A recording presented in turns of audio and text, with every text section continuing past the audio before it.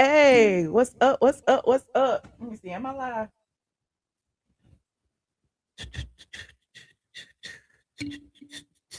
Can y'all see me? Hey, y'all. What's up, squad? What's up? What's up? What's up? Come on in the room. Happy Friday. Wait, today is Saturday, Lord. I done lost a whole day. I done lost a whole day doing absolutely positively nothing. Hey, y'all. How y'all doing? Not hopefully she fact checking. You must don't know who I am. Google me, honey. Google me, honey. Okay. Not the people in here trying to throw shade. I wasn't the one coming on here telling y'all lies and stuff. I've been telling y'all the truth. Go to any video I've ever done. I have always told y'all the truth. Okay. So all y'all who been on all these other pages telling y'all the divorce is final and that ain't nothing going on and the day didn't settle and all that. Y'all have been hoodwinked and bamboozled, honey. Hoodwinked and bamboozled. Okay, everybody like she tried to tell you. She tried to tell you. Michelle had tried to tell you.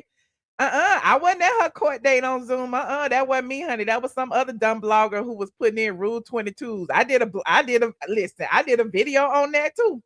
That was not me. Because first of all, me and Kandi know each other. If Kandi saw me on the Zoom, Kandi would have said she saw me on the Zoom. Okay. Trust and believe. It is not like that over here. The only Zoom court I went to was Kenya Moore, and that was just one. Anyway, come on in, like this video as y'all get in here. Y'all know the drill. Like and share, like and share. And as y'all get y'all snacks and settle down and all of the things, I will be back after this very, very brief introduction. Get ready, because you about to be an ATLien. Guess her being a blogger. More than a blogger. Guess her being a blogger. You are more than I am more than Guess her being a blogger. all of is my son. Okay, that shit is good. I am more than a blogger. The blog goddess. The blog goddess. The blog goddess. Michelle is here. Yeah. The blog goddess. The blog goddess. The blog goddess. Michelle is here. Yeah. Say Autumn is her son. Yes. Autumn It's her son. Yes. Say Autumn It's her son. Yes. Say Autumn is her son. Like for real. The blog goddess. The blog goddess. The blog goddess. The blog goddess. The blog goddess. The blog goddess. The blog goddess. Michelle is here. Yeah.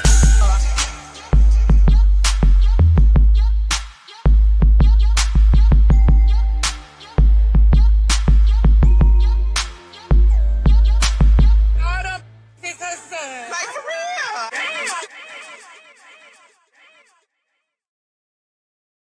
Welcome, squad. Welcome to my Saturday Night Live. Hey, y'all. How y'all doing? Okay, I am ready for war in my, what is this, leopard? Rawr, I don't know if this leopard, tiger. I don't know, but I'm ready to eat up the girls right now, okay? I am ready to eat up the girls right now. Shout out to Derek J for my hair. It's time to get it redone, but I appreciate Derek for the 26 inches, okay? Shout out to Nene Leakes for doing what she do, honey. She going around and doing things. We're gonna talk about her too. But we got a lot of topics tonight. You said it's a tiger, it's a zebra. Zebras is black and white. I'm a brown and white zebra. I got two black parents. I got two black parents, honey. One of them a little lighter than the other. Okay. I live for the drama. Listen. We are here tonight to separate facts from foolishness. Because that's what I do. I'm a blogger. Okay, I'm the blog goddess. Everything I say, I'm just letting y'all know the views and opinions now may be my own, but the views and opinions that I express normally come from facts, normally come from court documents, normally come from a person who I know on these Atlanta streets. I'm just Google me. Google straight from the A. Google Michelle ATLien Brown. Despite all the drama that any other blogger would want to get me involved in, despite the Junkie Dinevas and the TS Manhands and all them trying to drag me down, honey, I've been here, okay? And I ain't going nowhere. Anywho, like this video, please. Thank you. Like this video.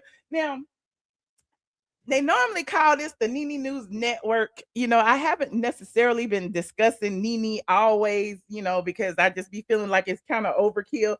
Nene was back. Nene is gonna be on Ultimate Girls Trip. She made more than one appearance. She made like two or three at a couple of the events. And in addition to that, Nene is back in the fold. Now, a lot of people were like, "Oh my God, we saw Nene with a new short haircut, honey. She had on her gown, honey." Her purple lavender gown. She was at the Oscars. So I have some tea on that as well. But before I get into that, oh my eyes, go ahead and like this video, y'all. Like this video. Me and my girl Sandra Rose, she's a real blogger too. Not some of these fake bloggers that y'all be encountering that just be posting whatever. But Sandra Rose recently blogged about Nene being on Capitol Hill with a bunch of the girls. Okay, it was Nene, Phaedra, Melissa, Gorga, and a whole bunch of people. Now she appeared on Capitol Hill the day after, or was it 2 days after the Oscars? She went from LA to DC. Shout out to Linda. Thank you, friend. She went from LA to DC and she was looking good, honey. Nene was rocking these curves. Nene was making the people angry and upset. A lot of people was trying to drag her, talk about who is that? Who is that? That is Lanithia Monique Leakes, honey. That is who that is right there. Look at her curvaceous. She looking like an Oscar. Okay. She got her Marilyn Monroe wig on, honey. Listen, y'all can't tell her nothing. Everybody keep talking about, I wish she changed her color. And for what? And for what? That is her signature. All of the reality star girlies want a blonde wig now. Okay. Nene was the first to ever do it, like Soulja Boy. Did Soulja Boy wear a blonde wig? I don't think he did. But Nene was the first to rock her blonde wig, okay, outside of KKK Kim. KKK Kim had a blonde wig too, but she said she had cancer, but I'm digressing. But Nene was the first to do it. Now, since Nene, left, went on her own little ventures, everybody got a blonde wig. Quad got a blonde wig. Portia be having her blonde wig. Phaedra be having her blonde wig. Hell, Phaedra won't let her blonde wig go. Phaedra wore a blonde wig over here. But here you go. Hold on. According to Sandra Rose, okay, Real Housewives star Nene Leakes, Phaedra Parks, Erica Jane, and Melissa Gorga attended the Housewives on the Hill for HIV prevention on Capitol Hill in Washington, D.C. Now, before that, like I told you, she was at the Oscars, and she attended the Oscars with the man who took them to Capitol Hill. Okay, and look, this was the Oscars party that she was at. See, this tea that people won't be telling y'all, okay? The Oscar party that she was at was the Elton John's. It was for the Elton John's AIDS Foundation. You can see it behind her. You see the craft group. You see all these people show part. You see all these people behind the Mister. And so she attended this event with the CEO of Mister. Now, the CEO of Mister is Tristan. See, I can't even pronounce Craft. Tristan Skew Craft is the CEO of Mister. He flew Nene, Phaedra, Melissa, Erica to Capitol Hill to attend the Housewives on the Hill for HIV prevention panel presented by Mister in Washington. There he is right there. And he was also who took Nene to the Oscar party. Okay, I guess Nene was the number one stunner. He was like, you go with me to the Oscars and then we go over here to the Capitol Hill. Okay. And apparently, what they're trying to do, Mister is the pharmaceutical company behind PrEP, and what they're trying to do is promote pre-exposure prophylaxis, which is PrEP for HIV prevention. They're trying to promote that towards Black women. Now, some of us, and be like, I don't like that. I don't like that. But, you got to give them an A for effort. So, because they say approximately 83% of new HIV cases are amongst Black women. But those Black women get them from men. Okay. I'm just saying the Black women get it from men now. It ain't the lesbians. I'm just letting y'all know it's not the lesbians. Now, Phaedra was pictured with Tristan right there. They go Phaedra with Tristan and Senator Raphael Warnock of Georgia. Okay. And there go Phaedra with her blonde wig. As I told you, everybody be wearing their blonde wig, and there go Nene with her blonde wig. That was a few days before. Okay. Nene said she wants to use her platform to ask questions. Okay. Nene said, I ain't on it, but I'm gonna ask questions about it. Okay. Then there was Cheryl Lee Ralph, honey. Cheryl Lee Ralph was there too, and she had helped raise funds and awareness for the fight for HIV and AIDS. So I'm like, they are, incorporate all these black women to get on board about this. Okay. I don't know what it is, what it is. Now, here is what Nene has said. Hold on. We got an interview from Nene Leakes. Y'all come on in and like this video, please and thank you. Like this video. Let me find it. It is right there. There is Nene on the Instagram. And here is what Nene had to say about the PrEP. One moment, please. One moment, please. Here is what Nene had to say about the PrEP.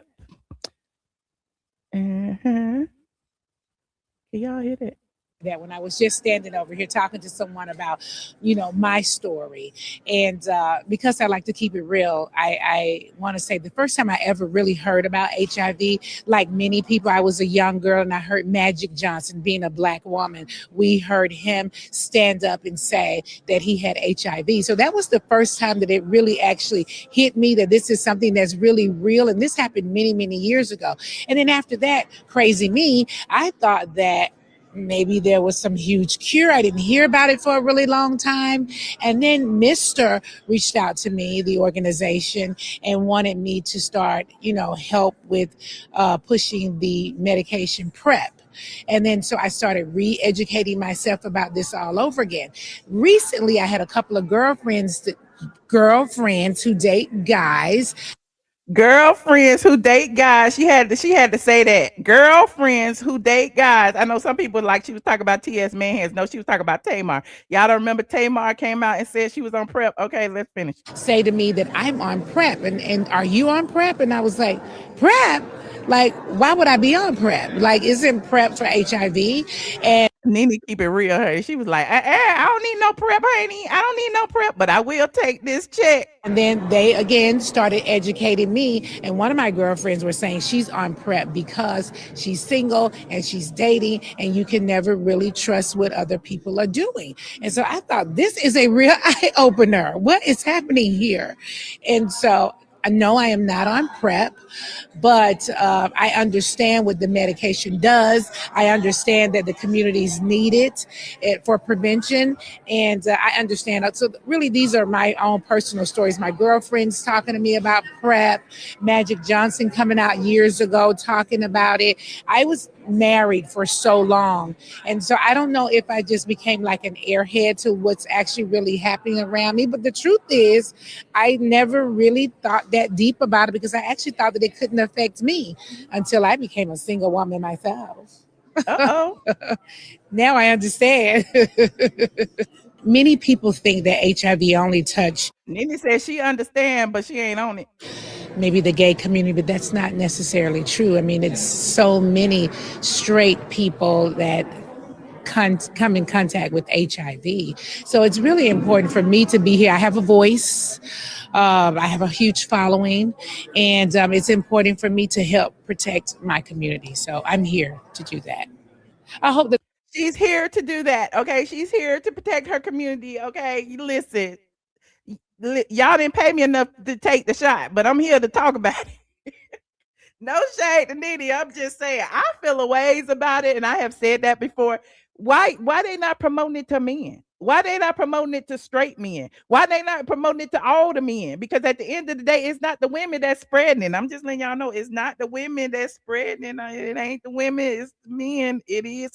The lesbians don't have this problem. Okay. So shout out to Nene Leakes and all the housewives who cut that check, who took that check. Okay, Nene Leakes, Melissa Gorga, Erica Jane, Phaedra Parks, honey.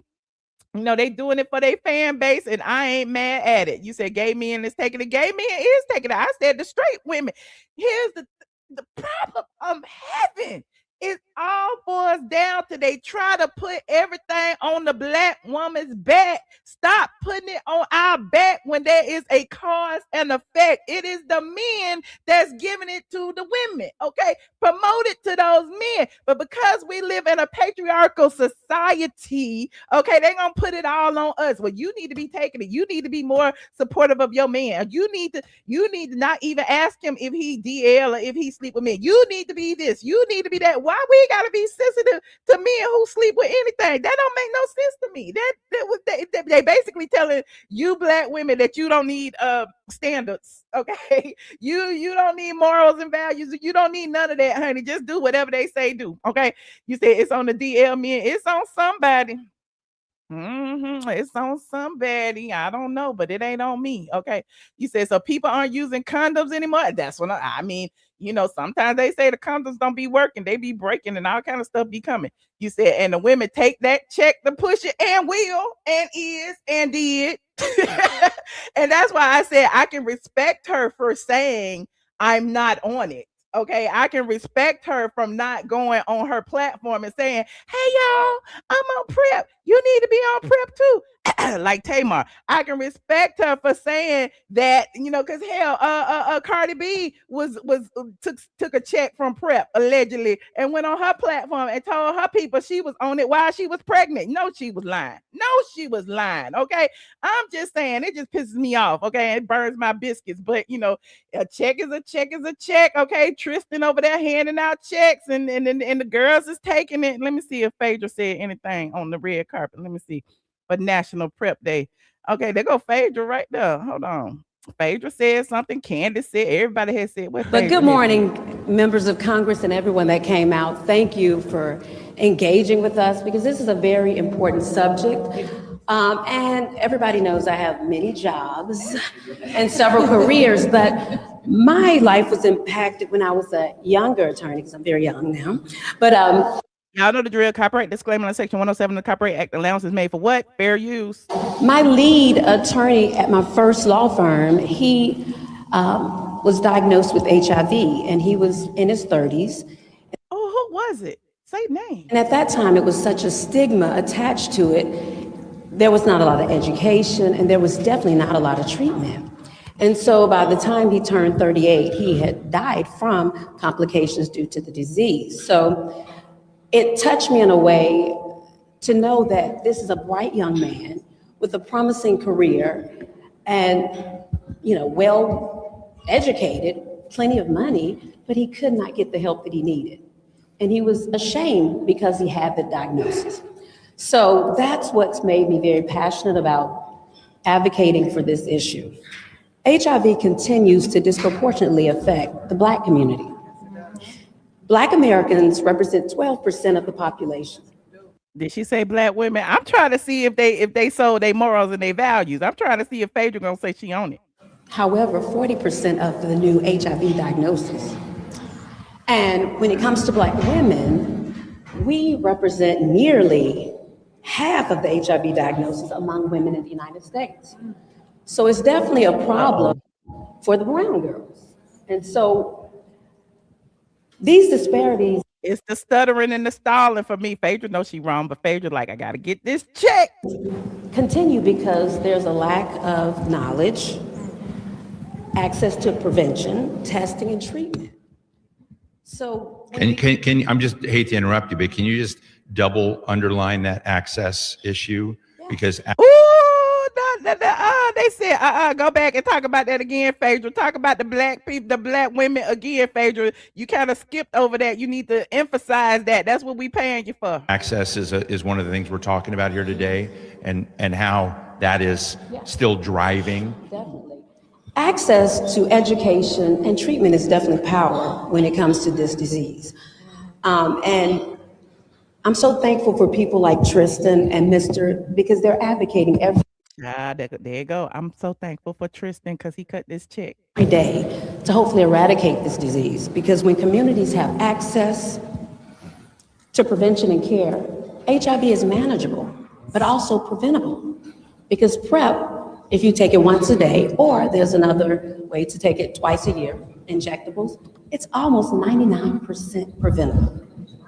So thank you, Tristan, for the work you're doing for the community. But good morning. Thank you, Tristan, for this check. Thank you, Tristan, for this check. I don't care what the Caucasian girls got to say. I'm looking at the black women with the side eye. Hold on. Good morning, everyone. It's an honor. It's a pleasure to be here on behalf of Mr. Thank you, Tristan, for I bet they're not saying the Caucasian women need to take it. having all of us. Good morning to members of Congress, to everyone here, and on behalf of all people who are affected by HIV and AIDS, because it does affect everyone. See, they making a point to say women's.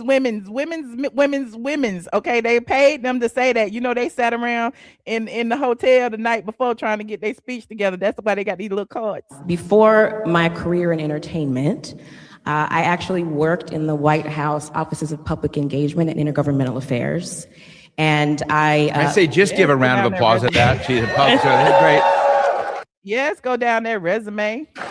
Thank you. And part of my job was to liaise between the White House and communities. And so I got to see sort of firsthand the effect that federal policy could have on those communities and the outcomes that could come out of that work on those communities, and particularly marginalized communities. And just, you know, what Phaedra said about this disease, HIV and AIDS, and how it disproportionately affects so many, particularly Black people. We make up, as you said, 12% of the population, and we are 40% of those affected by HIV and AIDS. Let that sink in. Let the walls hear that. And so it's so important that we have these conversations, not just in forums like this, but around your kitchen tables, in your group chats, on the street, wherever you are. We need to be talking about what we can be doing as communities and as individuals to combat HIV and AIDS, and as I wanted to say this, and be faithfuls and not traitors to the fight. Yes. So the good news is that the science to end HIV already exists. It has been out there. It is no longer a disease that can only be cured by those with money. I have family and friends who are regular, everyday people who are taking their medication, and they are living healthy, normal lives. So it is possible. PrEP is more than 99% effective at preventing HIV when it's taken as prescribed. That's really important. And people who live with HIV, some of whom, like I said, are my family and friends, who remain on their treatment, cannot transmit the virus. Okay? We're gone are the days where, you know, I'm afraid to touch you. That doesn't exist. You can't transmit HIV by touching someone. Love on your people. Love on your people. HIV today is highly treatable and manageable when people have consistent access to care. And the challenge, again, is not the science. The challenge is making sure that everyone has the access. Everyone. Okay, everyone, y'all, whatever. I'm not doing it. Okay, I'm just not. Okay, the smart thing to do is to be very careful about who you share your cootie cat with. Okay, to be practice safe sex, to always discuss things with your partner. Hell, go to testing together. I mean, dude, there's so many other things you got to do before you take a pill. Okay, because at the end of the day, they basically telling y'all fuck anything. Okay, y'all need to take this shot so y'all can continue fucking anything. No, we don't fuck anything. That ain't how we do around here. Because we the most righteous Christian women out there is the Black woman. Now y'all telling us we got to go take shots. We ain't got to go take no damn shots. Y'all better keep that. But I will take this check.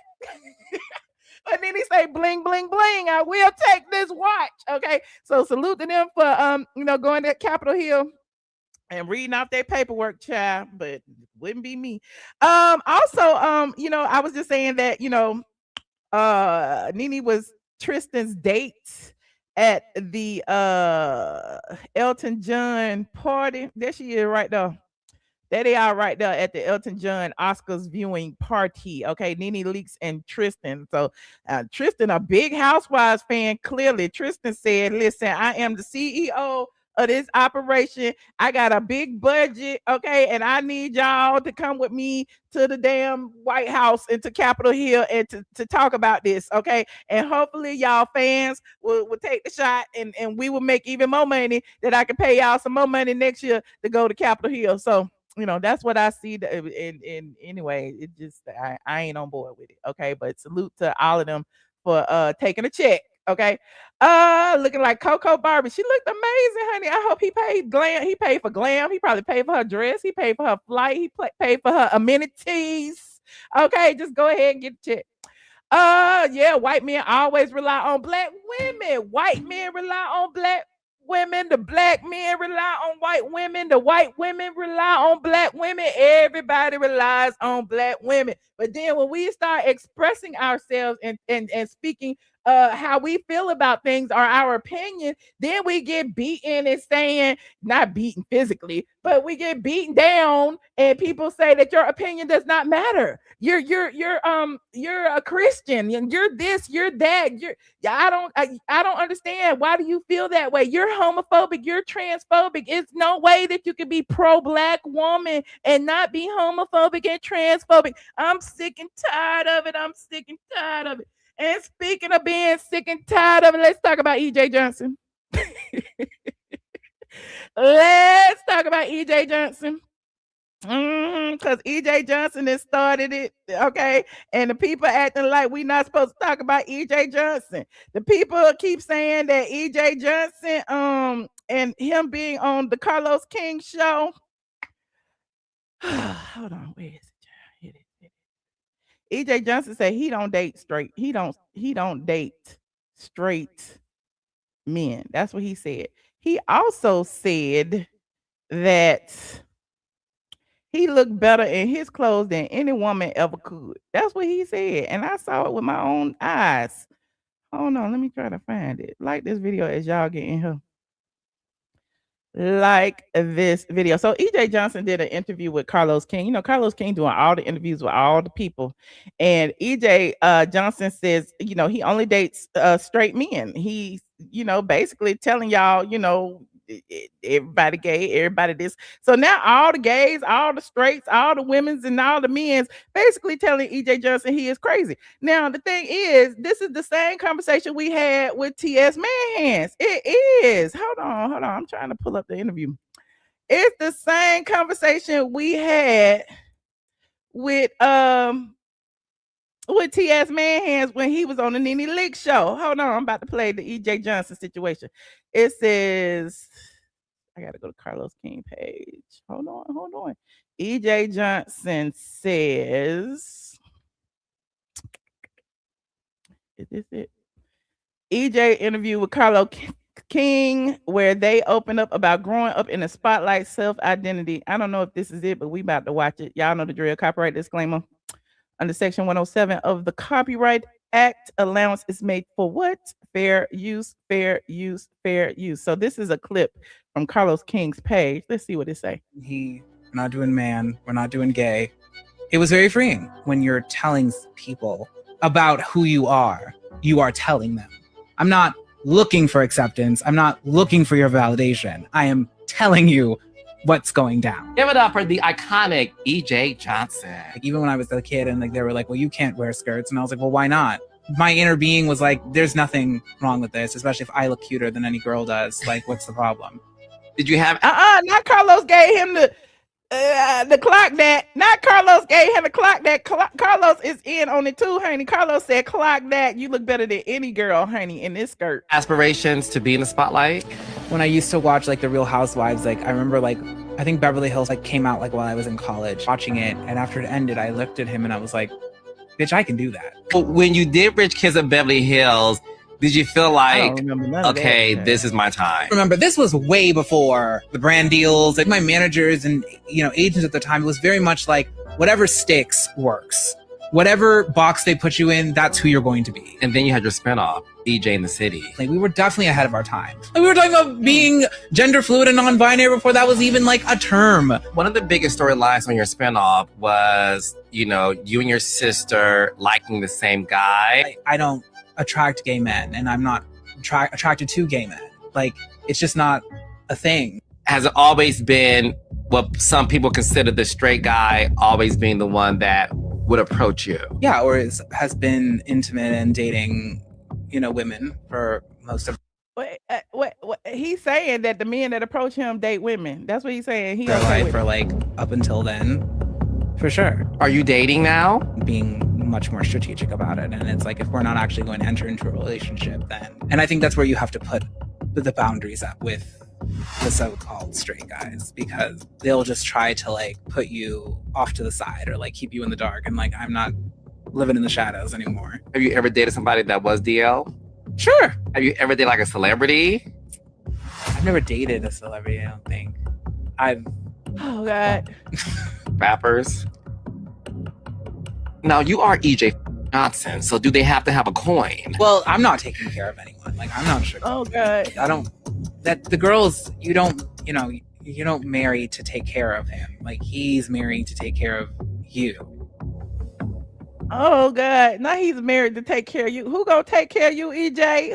Who you gonna take care of, EJ? I don't understand. It is what it is. All the people on TikTok and everywhere been saying that EJ is delusional.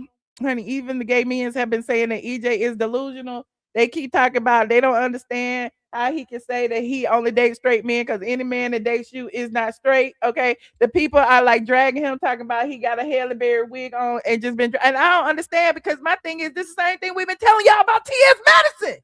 This is the exact same thing we've been saying about TS Madman Madison. Now, don't even get to see. Hold on, I'm gonna go backwards. I'm going backwards. Hold on. Y'all remember this right here? Hold on. Y'all remember this? We about to play it. Can I play it? You know gay men?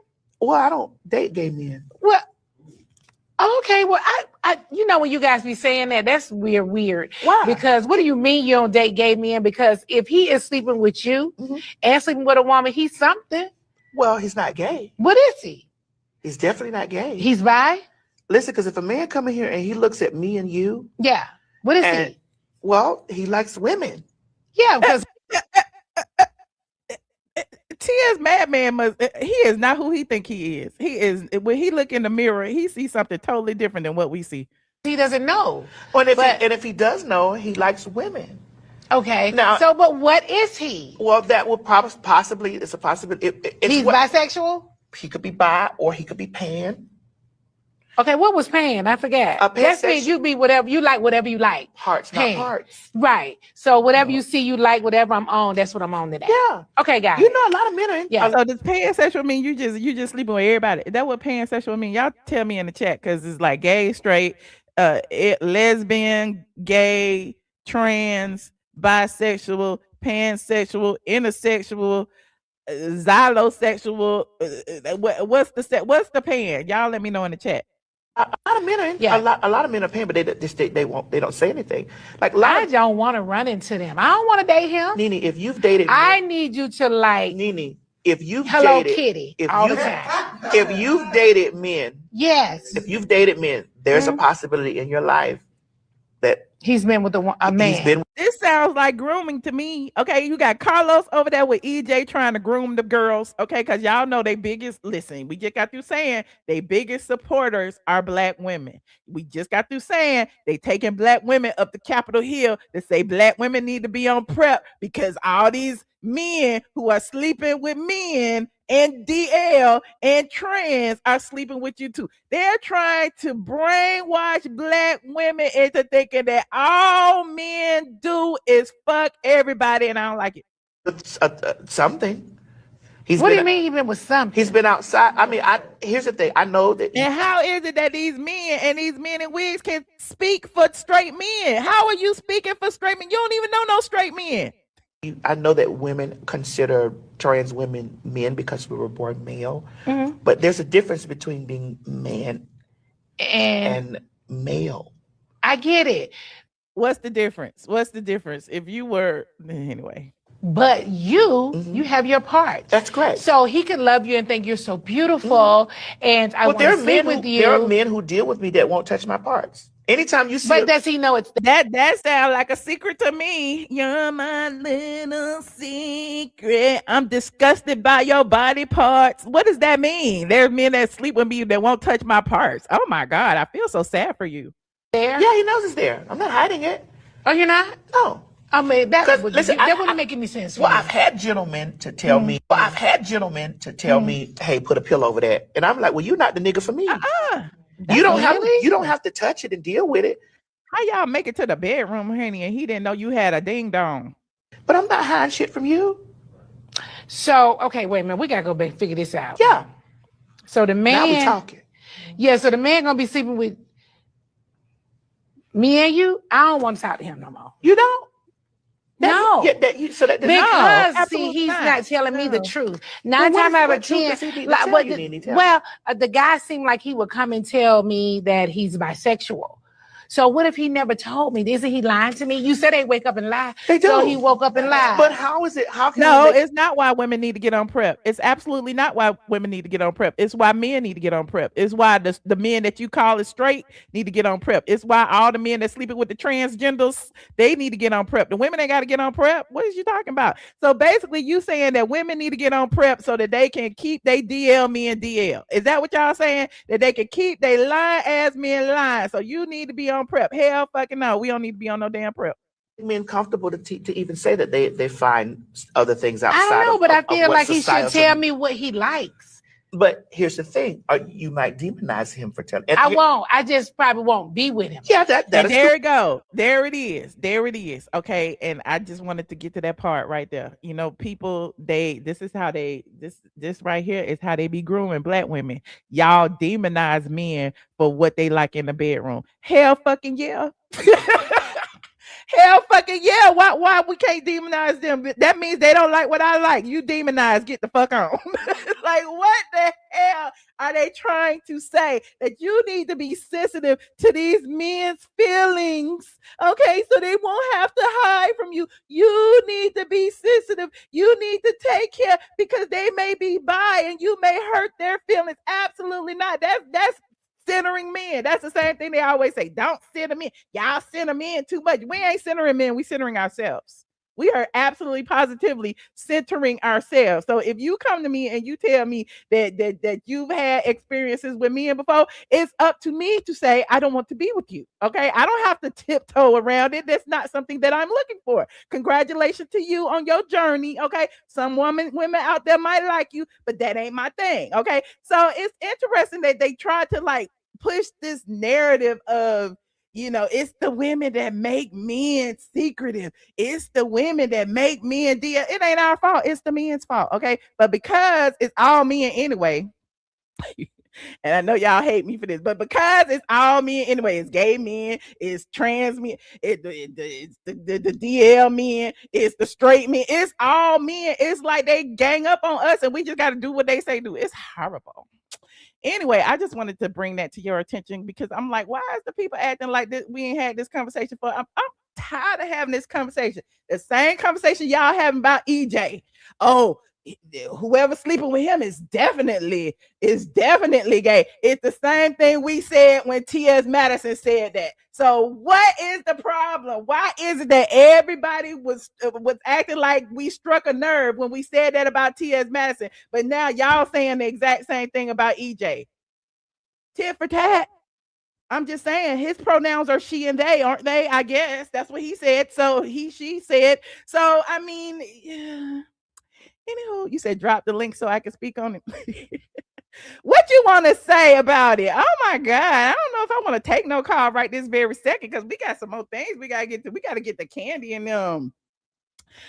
You said what straight man checking for EJ? Honey, what straight man checking for TS? What are y'all kidding me? They both delusional. I'm just saying, y'all be acting like y'all afraid of the truth, okay? Just because he got some titties down to his knees and a big ass diaper booty does not make him a woman. Just because he put on a lace front wig and the makeup on does not make him a woman. Now, people will then go on to say, "Well, Michelle, that makes you transphobic." No, that makes me TS phobic. Okay, I'm scared of that nigga right there. Okay, any other transgender, y'all, I'll call y'all she, her, them, they, whatever y'all want me to call y'all. But that nigga right there. No, honey. This is all about TS man hands, honey. I'm just saying, don't get offended. We ain't talking about you. We talking about him. Anywho, like this video, please, and thank you. Like this video. I put the link up in a minute, friend. I just want to get through these topics, and y'all can pick whatever topics y'all want to talk about, because y'all know it's been a minute since I've been here, so I wanted to like kind of tiptoe in. Okay. What else were we talking about? Okay, so we talked about EJ and TS. Ooh. See, this was a quick hit. I kind of wanted to touch on the Afroman situation and the freedom of speech, because y'all know I have been talking about the DL Whisperer and TS Madison. And the reason that started was because the DL Whisperer told TS the same thing I just told you. Any man that's sleeping with you is not straight. And TS got mad and started harassing that boy. And then here we are today, and they got the man still locked up. So Afroman, if you ever heard of him, he's the rapper that's saying, because I got high, because I got high, because I got high. Because I got high. Anyway, while he was out of town, some sheriffs or whatever raided his house for drugs or something, and then they turned around and said it was the wrong house, and the informant got the information wrong, and they refused to reimburse him for all the damages he did. Well, he said, "Fuck y'all, I'm gonna get my money back." And what he did was creating music. He used his talent and his social media to get back at the police. He created several songs. He had security cam footage of them going through his house.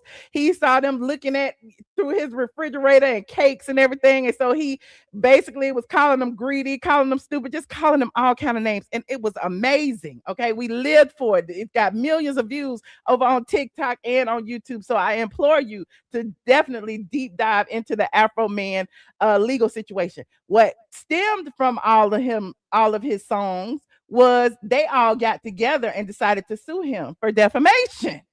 For defamation. And so when they sued him for defamation, it was like, it was so good. If you go watch some of the clips was making them look so stupid. Well, did you eat pound cake? Well, did your wife sleep with him? Or it was just amazing. But anyway, it was a win for freedom of speech, because he decided to use his platform to speak out on it. Now, I say that to say the DL Whisperer need a lawyer. Okay, he probably need Afroman's lawyer. Afroman, if you out there, y'all go look into Naquan Palmer. He needs you, because his freedom of speech was violated because TS Manhands tried to stop him from talking. Okay, TS Manhands tried to stop him from exposing him for allegedly stealing all that money at his store.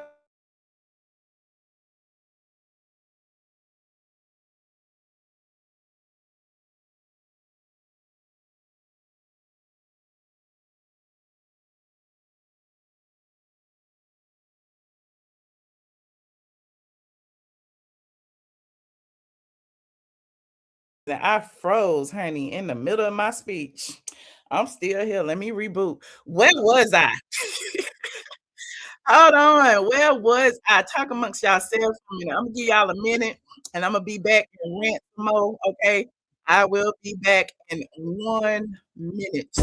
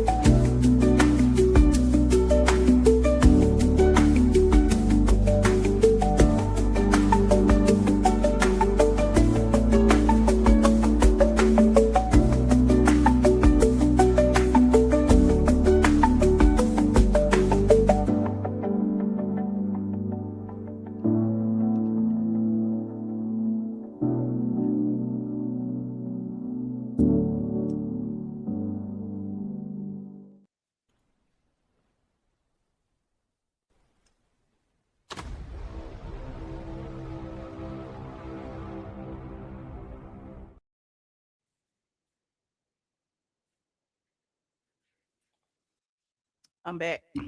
Sorry, I don't know what's going on. Every time I'm gone for days, honey, my computer be doing uploads and all kind of stuff.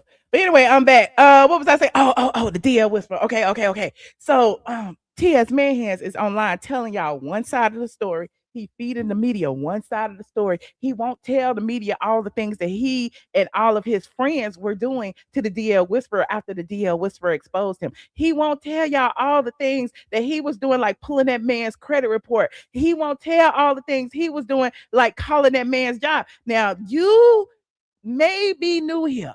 Okay, but if you are not new here, you will remember I had to get a restraining order on TS Manhands. Okay, y'all remember that? We went to court, okay, and the TS went in there crying, acting like the trans are the trans. We are targeted, okay, like we was targeting him or something when he was the main person that put my phone number online. He was the main person that put my address out there. He was the main person that was upset with me for exposing the fact that he was stealing the trademark from Kaya. Okay, so every single time somebody reports on TS Madison and he doesn't like it, he then proceeds to bully, harass, use his platform and his following to bully and harass them. Ever since then, he been calling me a gorilla. Nobody calls him out about being anti-black though.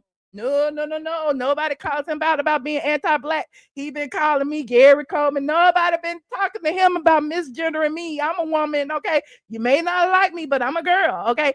Nobody calls him out on his bullshit, okay? He does not be held accountable for nothing that he does. Now, all of a sudden, he's a victim, and they was talking about his mama, but he sit on his platform all the time and talk about my mama, okay? He talked about my mama when my mama was in the hospital.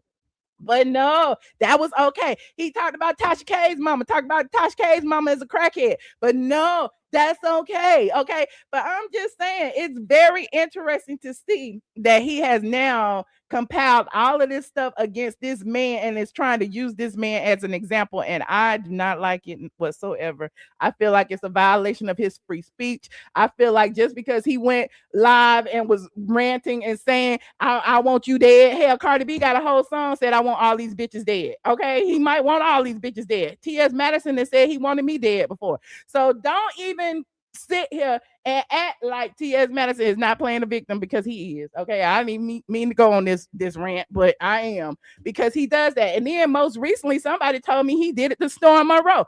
I don't even like Storm Monroe. Okay, I don't even see it for him. But apparently, Storm Monroe reported on the DL Whisperer, who actually had been on his platform before in the past. And he was reading things in the comments saying that TS Manhands had doxed the DL Whisperer. And apparently TS Manhands got mad and then proceeded to text Storm Monroe 20 times, harassing him in the middle of the night. And then Storm went live dragging him. So it's like, y'all don't see a pattern. That's exactly what he did to the DL Whisperer. He didn't like what he said about the Nene Leakes situation, and he went in on him. The DL Whisperer was clapping back. Same thing he did to me. He was going in on me. But of course, I'm a clap back. So, he's been doing all of these things. You saying I should go to court with the DL Whisperer? I'm not going to court with nobody, because it's not my thing to go to court. Okay, I don't even like Zoom court. I'm just letting you know I don't like court. I don't. But as far as these two people, I told y'all it was two men. I always said let these niggas fight. I did. Okay, but it is what it is. TS Manhands can sit on his platform all day long. He could drag women. He could talk about women's vaginas. He can call people fish. Okay. He say you stank like fish, but he want to be fish. Okay. He can talk about people's mothers, but you can't talk about his mother. It's like, what the hell is going on? Why is it that he's so protective? Is it because he put on a wig? What is it? I don't understand. So, I just, thought I'd bring up, when I talk about freedom of speech, when I say, I did a TikTok and I was saying I draw the line at freedom of speech. I may not like what you have to say about me, but I'm not going to stop you from saying it. Okay. Some of the things that, y'all was talking about, the boy drove by the house, the boy did this, TS drove by my house. What you saying? They talked about my house all on their show.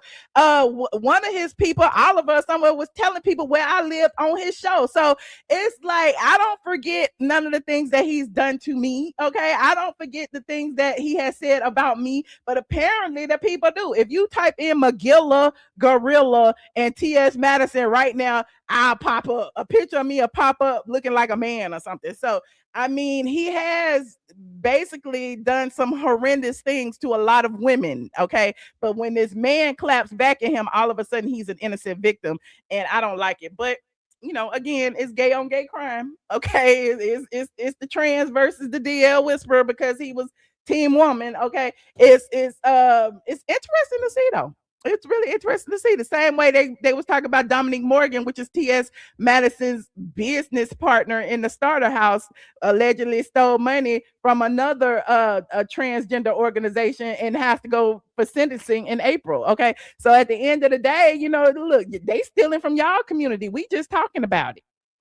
We just talking about it, and then the people be like, "Well, you don't need to be talking about the gay stuff. The gays talk about our stuff." The gays sit there all day long and critique the housewives, honey. They critique ball gowns. They be critiquing reunion looks. They be critiquing relationships. They be critiquing fertilization and infertility problems. They be critiquing it all, and none of it has anything to do with them. So I'm going to talk about the gays all day long. Anywho. That wasn't even intended to be in there, but I thought I'd throw that in there. Moving on. Oh, and then somebody said that Carlos actually did a panel with Junkie Dineva, Blue somebody, Justin somebody, and Carlos, and they was all talking about how black women feel. And apparently it wasn't no black women on the panel, because no black straight women, because apparently the blue person is pan, Junkie is gay, Justin is gay, Carlos is gay. So it was a panel of gay people discussing how women should feel. Hold on, let me try to find it. You know, I live for this. Hold on. Shout out to Carlos, honey. Shout out to Carlos being messy. He worse than Andy Cohen making money off of these black women and stuff, honey, and then be acting like he don't know what they talking about. Hold on, here it is right here. Y'all know the drill. Copyright disclaimer in Section 107 of the Copyright Act. Allowances made for what?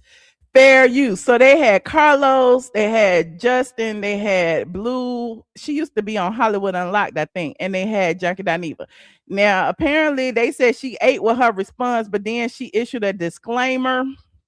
And her disclaimer was, even though she know why black women feel that way, she ain't on board because, you know, she in the community. Hold on, we're going to listen. On the disconnect between black women and trans women. Talk to us about that. School us a little bit. Yeah, and now how? Anyway. This is so interesting. I feel like the gay anthropologist here. But here's the thing: I want my community to love on each other, and so we have to call a thing by its name before we can. We all do. Yes, I agree with call that. the thing by its name. A large part of this, and this is something that a lot of women, they don't have the language to say, but when I say to them, they're like, "Oh snap, you're right." Black women are at the very, very bottom of the proverbial food chain. Right? Mm-hmm. Black men, depending on the metrics, are sometimes next to us or way above us. Mm-hmm. When it is based on gender, they're right next to white men. They're second place. Mm-hmm. When it's based on race, they speaking as someone who's in the community. Hold on. Come back down to us, and white women take second place. So black men and white women, they switch places, taking second. Mm-hmm. We never get to be second. We're always last. We never get to move up and down based on gender or money. We're always last. Then you create the space where when the black men are next to the white women tapping in, is it gender? My turn. Is it race? Your turn. Second place. They then start to bond over. It's the fake intellectualism for me. Like, it really is. It's like people say a lot of words and y'all think they smart, but she ain't eating. I'm gonna play her response next. Hold on. They're disdain for the black women who are catching up through education, even though they're still in last place. How that whole get next to us, right? Mm-hmm. Then you create this thing that happens where a lot of black men now try to look for as a status symbol. Well, if I want to beat this white man, the thing I can do is take his bitch. So a lot of black men have started to exalted white women with our body parts as our replacement, because I get to have the look and feel of a black woman, but I get to spite the white man that I'm subconsciously still arguing with for first place, right? So now there's this interesting dance of This sounds like some hotep shit. Hold on, we gonna finish. Cause it ate a little bit, but she got a disclaimer. Wait, I want y'all to hear the disclaimer after she say what she said. Hold on. Everybody's dancing around second and first. We still in last place. So now we have to share space. She's saying we, but she paying. She ain't no straight black woman. She's saying we, but she's a member of the LGBTQ community. So I want to hear from somebody who's not a part of the LGBTQ explaining this, because she don't count. Now sometimes conditionally with white presenting black women who, because of racial identity being ambiguous, have the curly hair and so they didn't threw colorist Claudia in there, okay? The black presenting white woman. the white phenotypes, but because they're 3% white like Mary from Sinners, we gotta call her a black woman, even though she ain't done none of the shit that we've had to go through, right? So black women are already tired from the word black woman being diluted with whiteness. We so tired of being diluted. Oh, we so tired. We need the unambiguous black women to speak up. It's because of white supremacy. And then you add a trans girl who had the privilege of being a man in society's eyes before she made peace with being trans. And in our minds, subconsciously, we're thinking everybody gets to run up and down but us. And there's a fatigue there that makes it hard to be hospitable, because you're saying you're a woman, but you got to be a nigga for about 27 years first. I didn't even get that. And I'm already sharing space with the white bitch because she got a curl pattern, right? Like, I'm tired. God. When do y'all just get to admit that this thing, this cis het black woman thing? It sounds like pandering to me. It sounds like they all met and said, this is what we gonna do. We about to eat it up. We about to eat up the internet. This racially unambiguous black woman thing, only I have truly experienced it like this. All right, Ranger. Okay, now hold on. This is her disclaimer, because apparently people were saying that, you know, comparing her to, they was like, that's what Jess had said. Why you mad? Why the people mad? That's what Jess had said. So she came and she did a disclaimer. So I wake up this morning, get my day started, and I realize that Carlos King's team has just released this really amazing clip of a conversation that happened between me and Dustin Ross and Funky Geneva, moderated by Carlos, about the E.J. Johnson interview that he did that went viral recently, and just in general what it's like to date in the queer space, right? What is it like to date as an LGBTQ plus person? Now, in this clip, Funky Geneva asked me, why do you think Black women often have feelings of disdain for trans girls, right? And I explained to Funky Geneva and the panel that I have noticed as a trans advocate, pause, you hear that? I'm a trans advocate. As someone who is an ally to the trans community, I have experienced myself that Black women are among some of the hardest people to convince to let go of internalized transphobia. And I see, there she go with that transphobia stuff. I told you the disclaimer was coming. Explain to the panel why I believe that is. Break down the disconnect between Black women. We heard all that. I wish I could fast forward this. I don't want to fast forward it, but I'll play it again. And trans women. Talk to us about that. School us a little bit. Yeah, and this is so interesting. I feel like she said she's paying. Here, but here's the thing: I want my community to love on each other, and so we have to call a thing by its name. We all do, yes. I agree with Call the that. thing by its name. A large part of this, and this is something that a lot of women, they don't have the language to say, but when I say something, they're like, "Oh snap, you're right." Black women are at the very, very bottom of the proverbial food chain, right? Black men, depending on the metrics, are sometimes next to us or way above us. When it is based on gender, they're right next to white men. They're second place. When it's based on race, they come back down to us and white women take second place. So Black men and white women, they switch places taking second. We never get to be second. We're always last. We never get to move up and down based on gender or money. We're always last. Then you create the space where when the Black men are next to the white women tapping in, is it gender? My turn. Is it race? Your turn. Second place. They then start to bond over their disdain for the Black women who are catching up through education, even though they're still in last place. How that whole get next to us, right? Then you create this thing that happens where a lot of Black men now try to look for as a status symbol. Well, if I want to beat this white man, the thing I can do is take his bitch. So a lot of Black men have started to exalt white women with our body parts as our replacement, because I get to have the look and feel of a Black woman, but I get to spite the white man that I'm subconsciously still arguing with for first place, right?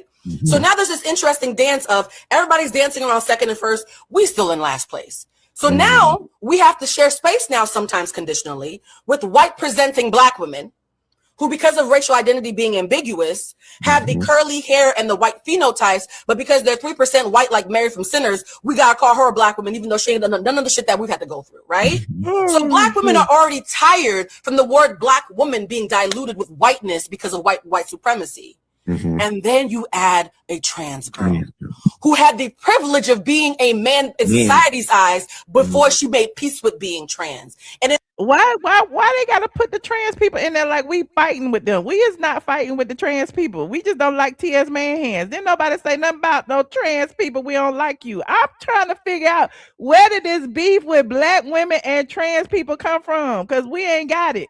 in our mind, subconsciously, we're thinking everybody gets to run up and down but us. And there's a fatigue there that makes it hard to be hospitable because you're saying you're a woman, but you got to be a nigga for about 27 years first. I didn't even get that. And I'm already sharing space with the white bitch because she got a curl pattern, right? Like, I'm tired. When do y'all just get to admit that this thing, this cis Black woman thing, this racially unambiguous Black woman thing? There you go, that cis whatever, girl. Only I have truly experienced it like this. Go ahead. What's your explanation? Now, here's the thing, though. I have been an emotional intelligence coach for almost 20 years now. It is my job as a coach to understand the pain that informs people's decisions and their fear-based reactions. Just because I eloquently explained why Black women find themselves being transphobic does not mean I agree with it. Oh, girl. Just because I can understand how you got there does not mean I condone it. And so when who is transphobic and where is y'all getting this from? This is what I'm talking about. Nobody is transphobic. We just don't like TS man hands. Ain't nobody out there fighting with the transgenders. Where can y'all point to me anybody else who is over there arguing with the transgenders? Because I ain't seen it online. I don't even see none of that.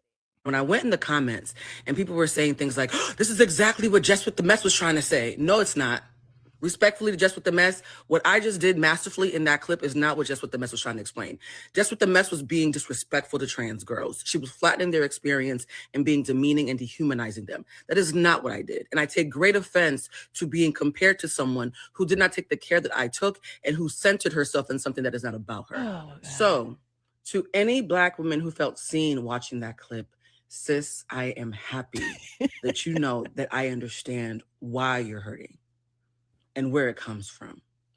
However, sis, I see you. Watch the entire video where after I explain where your pain comes from, I then advocate for you to push past it so you can be a true ally and stop using your... Well, I ain't gotta be an ally to shit. Who's gonna be an ally to me? I'm taking this real personally. It ain't got shit to do with me. But who's gonna be an ally to us, Black women? Why is you talking about to be a true ally? This is what you need to do. We do not have to be allies. What? We can support on the sidelines. We the hell everybody on our backs. It's time for us to sit down. We said that after the election. They had the Hispanics and the white women and everybody vote for Trump. The Black women, it's not up to us no more. It ain't on us, okay? So why is it that they got everybody pandering, everybody tap dancing, everybody going to Capitol Hill to talk about prep, everybody talk about who don't like Black women, the Black women sleeping with DL, like everybody, and then we got a Black woman who's look Black and unambiguously Black, and then she a member of the LGBTQ, so she ain't even speaking for us. So I don't know, I'm out of it. Anyway, moving on. Like this video. I lasted a long time, child. I've been on for an hour. I ain't even got to the main topic. Okay. Next up on the agenda, y'all know the internet is full of fakes and frauds. Okay. Where is Phaedra? Okay. It's a lot of faking and frauding on the internet. I've been telling y'all for like months, maybe even a year now. Okay. the damn Real Housewives of Atlanta got a fan page on Facebook with hundreds of thousands of people over there, and they post something every day that's poppycock, that's bullshit, and that people run with, and then the blog start running with it, and then Gary with the T go talk about it on the Ricky Smiley Morning Show, and then the people take it out the Ricky Smiley Morning Show and put it on the TikTok, and then the TikTok start running with it. So lately, there's been two things that they've been running with. Okay, the first are these AI images of Marlo and Tyler Perry. So like about 2 weeks ago, Marlo and Tyler and a couple of other people and Catherine Bruton. It was Catherine Bruton's birthday. She had a gospel brunch at Seesaw. Shout out to one farmer, my friend over there, one of the owners. And it was a whole bunch of people was there. Jason Lee, the dude that, the snake dude was there. Tyler Perry was there. Who else was there? Freddie had told me he had invited a bunch of people that didn't show up, but at least Marlo Hampton came because her and Catherine Bruton are real good friends. I used to think they shared clothes because they be having the same outfits on sometimes, but I'm digressing. But so Marlo was there, and Marlo was sitting next to Tyler Perry over in the corner. So of course, Freddie messy ass taking pictures of everybody, taking pictures of Tyler, taking pictures of Marlo, and one of the pictures of Marlo and Tyler actually end up going viral. Now, instead of like people saying, "Oh, that's a nice picture of Marlo and Tyler," they put it in the Grok. I don't know if y'all know what Grok is, but they put it in Grok and they made it look like they was kissing. Okay, there you go, right there. They made it look like they was kissing. And the original picture is right there on the right. It's just Marlo and Tyler, just looking at each other, and then you put the picture in Grok and say, "Make these people kiss," and then make them kiss, and that's what it did. And so a lot of the blogs, i.e. the Housewives blogs and the blogs on TikTok and everywhere else, started regurgitating the picture of them kissing and saying that they was a couple. Now it didn't help that there was video. Okay, they go to the actual picture. One of the actual pictures is AI. Now it is AI. It looks good, but it's AI, and that's the original picture right there. And so there was also video from the brunch, okay, and that's the brunch. And Marlo was sitting there next to Tyler laughing, and she got her arm around him. But who cares? I mean, he came. Look, the T is he came with Jason Lee. Now I don't know if they go together or not, but they did come together. But shout out to Tyler for coming out the house and going to the gospel brunch, okay. And Tyler was singing with Kirk Franklin and everything. Okay, that look. Hold on, did they have some more videos? Ain't no more videos. I was reposting videos on the day of it because I love it when I see a bunch of my friends. Hold on, let me go to my Instagram. Hold on, because y'all know I don't be going down on Sundays, but that's a whole nother story. Where are my reposts? I don't see none. And I can't find it. Let me go to Sea Salt. Like this video, please, and thank you. I'm just gonna show y'all. I'm trying to show y'all some video. Sea Salt, How a Meal. Okay, here it is, right here. So here are a few more videos from the event, honey. And they were singing and dancing and.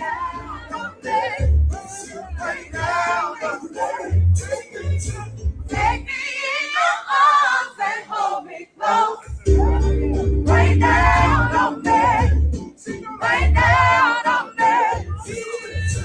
Fill me with your precious Holy Ghost. Right down. Tyler said he didn't even want to take no pictures, and Freddie was taking these pictures and got everybody caught up. Okay, there is Britt, who is the other owner. Okay, with Kirk Franklin. Okay, there go Miss Lawrence. Okay. There go Kirk Franklin and Miss Lawrence. There go some more people, child. There go everybody. These are the men's right here, honey. There go Dallas Austin, honey. There go some more people. I don't know them. There go some more people. Oh, that's Amistad. Y'all know who that is right there. Digimon Hunsu. Okay, that's him. There go some more people. There go Miss Lawrence and some more people. There go Jason Lee and Digimon Hunsu. Okay. He looking like Ernie and Bert right there. Didn't he need a haircut? He like Ernie and Bert. Okay. There go some more people. Okay, there go CeeLo Green. Okay. There go Dallas Austin and some more people. There go T.I. and Digimon Hunsu. I just like saying that. Who is this right here? There go some more people. There go Marlo and her cousin. Okay. Y'all ain't say they go together. There go Marlo and her cousin. And yeah, so they go all the people. And then Marlo has some pictures on her page too. Let me go to her page. Hold on. So yeah, it was a nice little event. So I'm like, how I get to Marlo and him was kissing and all that. And then when I saw it, I'm like, this is some bull crap. But then I couldn't believe that it started making waves, honey. I could not believe that the people kept talking about it. Then it even ended up on Essence magazine. Here go Marlo's pictures of that day right here. Okay, celebrating Catherine, a Sunday gospel brunch. There go the picture that everybody made to a kissing picture. They go Tiny, they go Marlo, they go Catherine Bruton, they go the Jason person, they go everybody, and Digimon Hunsu. Okay. They go Marlo again.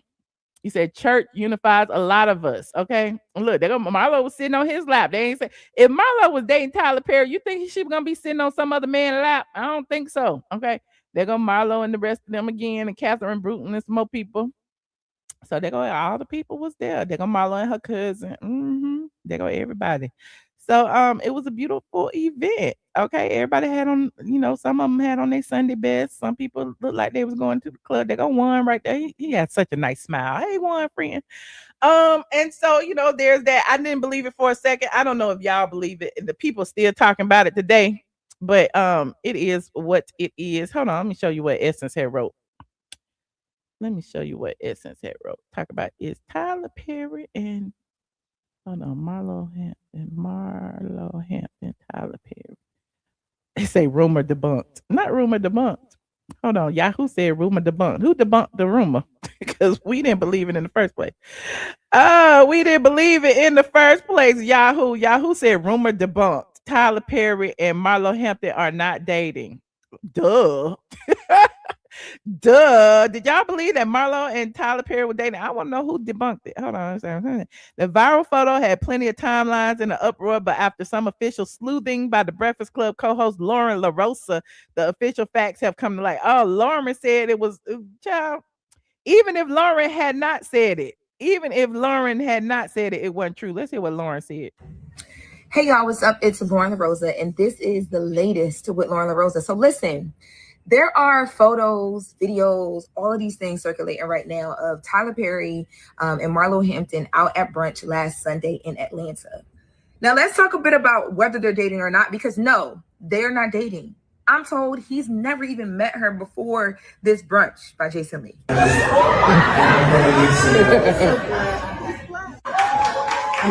So I want to clarify something. First of all, okay, so the brunch that you guys are looking at, this was a brunch for Catherine Bruton, went down in Atlanta. It was a gospel brunch. Kirk Franklin was there. Tyler Perry was in attendance. He was taken to the brunch, invited to the brunch by Jason Lee. I'm so grateful for Jason, who made a call and got Tyler to come outside.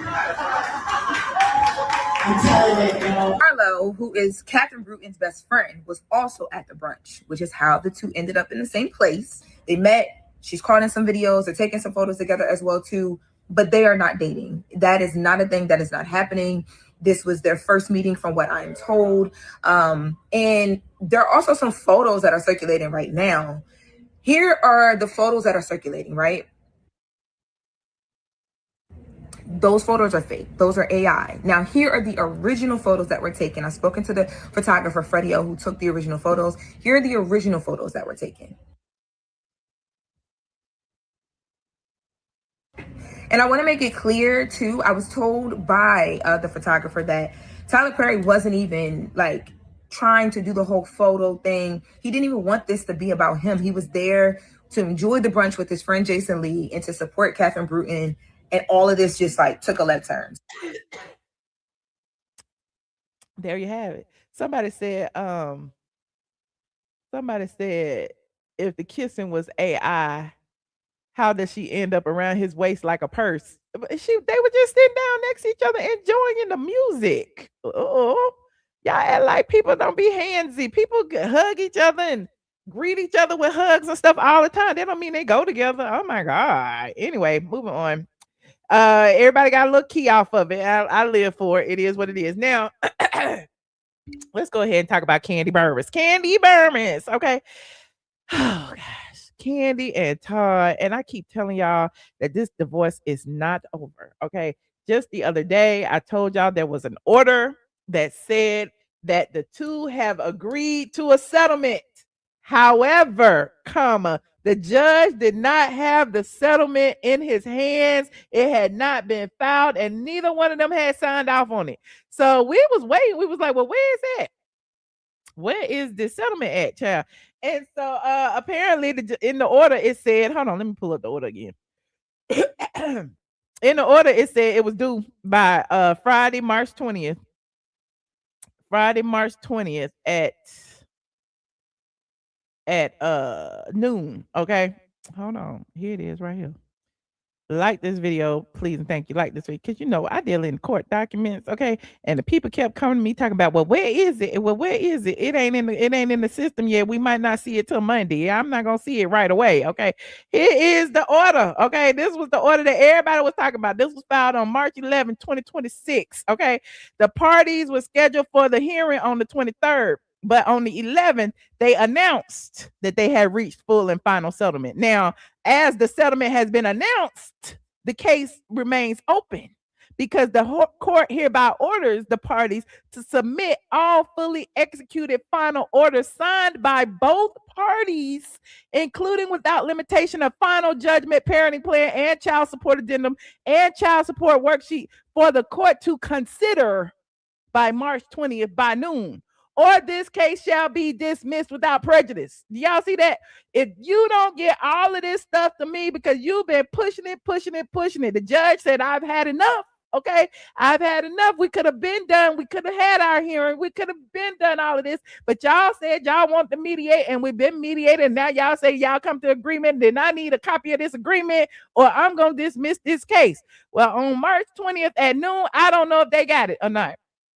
Because again, it's not in the court documents. But what I did see in the court documents was an alleged conference that was scheduled on the 17th that was basically saying that somebody, probably Kandi, was trying to file an emergency or was trying to file a confidentiality order, which to me gave that perhaps they want to file this order and get this order signed so that when they issue their settlement, nobody can see what the settlement is. Okay.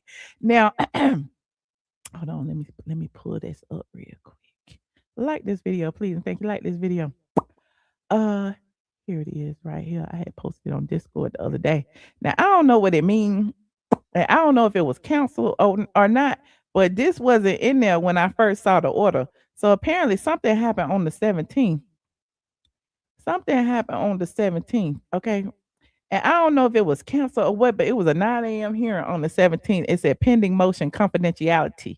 So I don't know if, because their stuff was due on the 20th, if they was going to have this motion on confidentiality and that was going to, stop the people from seeing it or what. But anyway, I will know Monday if the settlement actually is filed. And I say all that to say, like, for the past 2, 3, 4 days, people have been all up under my post tagging me, talking about Kandi settled. She gave Todd $2 million and he got custody of the kids and he got this and he got that. I knew it wasn't true because the order wasn't due into the court until Friday. So all of the stuff that people were saying, the Gary with the T, honey. Hold on, let me go to Gary with the T, chair.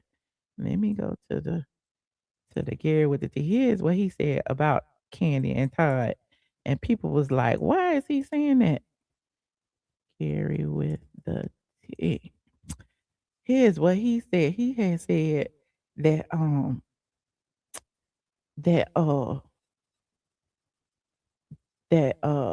it was settled. And y'all know it is not settled. It is not over. It is not done. Okay. Because the judge said, I'm waiting for this settlement agreement. And once I get that settlement and once I consider it, then, we'll have what is needed. Hold on. Let me go here. Let me go to here. Why is my dog barking? Like this video, please. And thank you. So here is what he said about the Kandi and Todd situation. Here's what happened in celebrity news, y'all. Kandi Burruss and Todd Tucker, y'all. Oh my God, we talked about it the other day. at the end of their And y'all know the drill, copyright disclaimer on section 107. And again, this is what the room, one of the places where the rumor started. divorce. Now they're saying, y'all, people got the details, y'all, exclusive details of the financial settlement that ended their beautiful, messy. And it is so crazy that someone would say they got exclusive details and the court don't even have it yet. Legal battle. Now they're saying, y'all, while many expected a long, ugly fight over money, the final deal, y'all, actually turned out to be surprisingly manageable, y'all. For who? Kandi. Now they're saying that when the split first started brewing, insiders said that Kandi believed that she had everything locked down with a tight prenuptial agreement. Now, according to the You said they said People Magazine said they had the same thing. I ain't see it on People Magazine, but if they did, they was wrong. Todd would reportedly walk away with nothing in the event of a divorce, but Todd wasn't going out quietly. He challenged the prenup and argued, y'all, that he had signed it under pressure, claiming that producers from the Real Housewives of Atlanta pushed him into signing it before the wedding. Now, that argument could have turned into a very expensive courtroom fight. Instead, the two sides, y'all, decided to settle, which is good. Now, according to MTO, that both sides, y'all, walked away with something they wanted. First, you heard him say, according to MTO, he is reading from Media Takeout, which was one of the biggest assets in the dispute. Todd will reportedly, y'all, move out of the mansion, out the guest house located on the property, and give up any claims to the home entirely.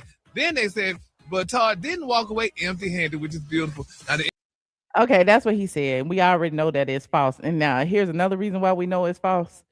And, let me give Kandi her credit because, Kandi be telling it all. Child, Kandi then went to her Instagram and her threads and everything. And she said, why is y'all making up all this stuff about my marriage? Why? I don't understand. She went over here on the threads, honey, and Kandi said the stuff people be making up about my divorce settlement is crazy.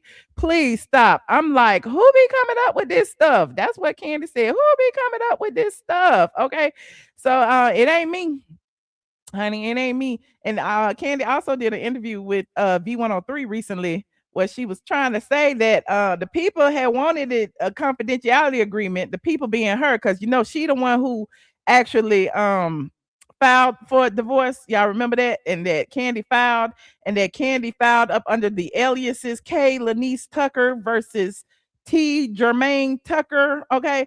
And so apparently Kandi filed that way because she didn't want anybody to find it. But when the people found it and the people started going to court and stuff, it became an issue. And Kandi like, I gotta hurry up and settle this. Hold on. Here's what Kandi said on B103. And y'all know the drill, copyright disclaimer under section 107. I wanted to seal our divorce, meaning like seal our paperwork. So every time something was filed, it wouldn't be public. Right. Okay, yeah. They, on the other side, chose not. They, being Todd and Randy Kessler, said, keep it open.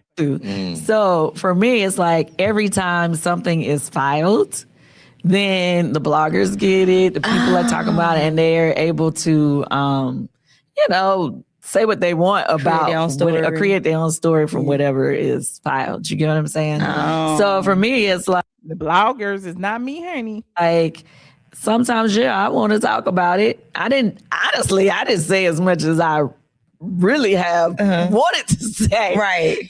Because overall, it's like, sometimes when some of that stuff is filed and, people are running with it, it's annoying. Remember I told y'all, I said every time Todd filed something, Kandi was going to file something because Kandi like, it's public. So I'm going to debunk or dispute every single thing he said. So when Todd would file, this is what's going on and I'm daddy daycare, Kandi would file a response and no, he's not daddy daycare. He don't even pay for their uniforms.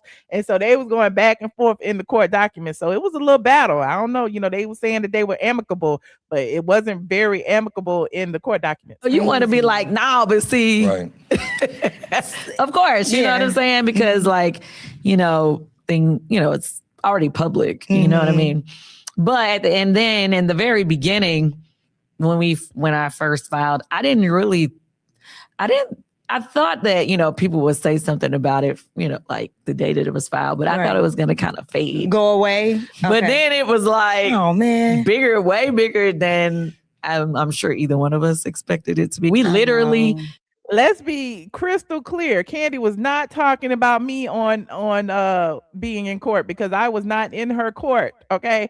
I actually did a video about the blogger that was in court that filed a Rule 22 and ruined it for the rest of the bloggers. Okay. So you can go into my Kandi Burruss playlist and find that video. We will continue. We have a court session. Yeah. And bloggers were logging on and were on our Zoom court. You got to be kidding I promise me. you.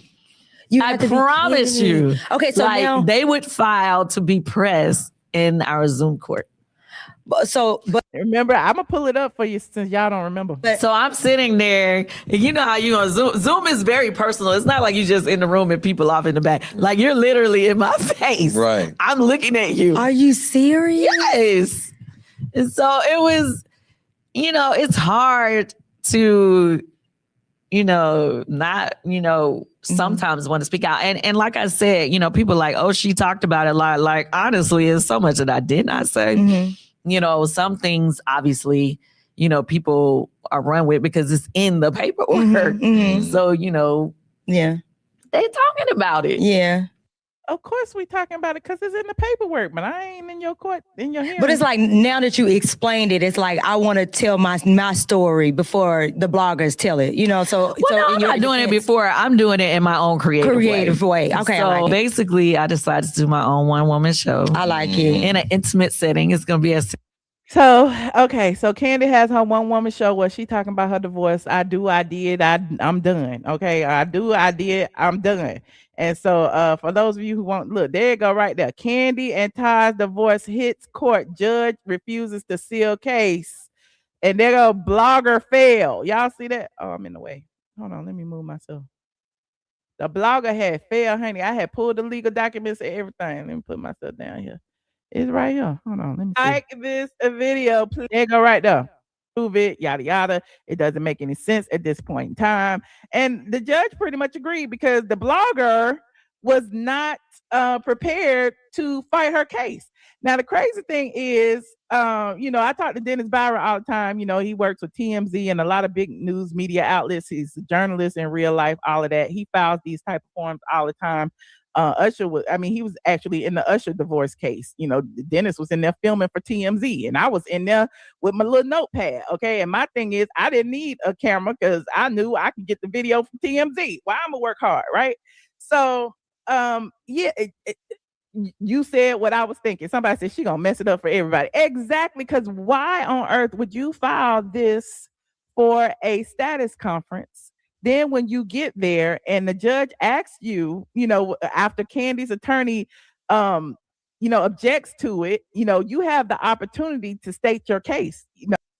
So I just wanted to show you that it wasn't me. Okay, it wasn't me. Okay, let's talk about Kandi's one-woman show really quickly. And let's talk about Todd's response to Kandi's one-woman show, which pretty much proves that it ain't over. It ain't over. The divorce is not final. And it is what it is. So Kandi said, she's doing a one-woman show called I Did, I Do, I'm Done. Okay, I did, I do, and I'm done. Where is it? Child, she said it's sold out too. I do, I did, and I'm done. That's what it say on her thing. I do, I did, and I'm done. Okay, y'all done bought out all the tickets. All 50 tickets were sold. Okay, y'all can sit in there and you can watch Kandi sit on stage and talk about and read her divorce documents. I guess I don't know what's gonna happen, but it is what it is. Now, Todd Tucker actually responded. Okay, and I told y'all be like, oh, it's amicable. They like each other. They are co-parenting. Y'all need to read between the lines, honey, because Todd has said. And I'm going to talk about his place in a minute. Todd had said, you ain't done. Todd said, this is where the shade comes in. Todd said, your ass ain't done. LOL. Just kidding. Go support your girl, Kandi. Not your ass ain't done. Remember I told y'all that the documents were due on the 20th. And if the judge didn't receive it by the 20th, the judge said he was going to dismiss the divorce. Okay. And we ain't seen those documents yet. We don't know what's going on. We don't know if they have both agreed yet or not. But there's not a final judgment there's not a final order of decree in the divorce yet. Okay. And so when there is, of course, I will tell tell y'all. But as of today, they're still married. Okay, they're still technically married. So that's why Todd was like, "Your ass ain't done yet." LOL. Now, another thing that I told y'all that I was the first to tell y'all that a lot of things that they were arguing over, like Todd want them damn Hawks tickets. He want that Hawks suites. Okay. Todd also wanted a house. They got rental properties and things. And apparently Kandi agreed to give him a house, one of their properties that they have been renovating. And I told y'all that maybe about a month or so ago that I had heard that. Now it's interesting because on Todd's Instagram page, he's showing off his Jersey condo, but in the caption, he's basically confirming my tea. He says, "I'm really happy I decided not to give this spot up. Your boy is mean on the renovations. I think I found another hidden talent. Now, here is the tea. My Atlanta spot is going to be just as nice. If you need my services, contact me at T Tucker Renovations. Just kidding, LOL." Now, I told y'all they got a house that they renovating in Atlanta, and she has, deeded it over to Todd, and that was going to be a part of the divorce settlement. So Todd gave everybody a tour of this house, which looks like an Airbnb because he ain't been staying there. But hold on.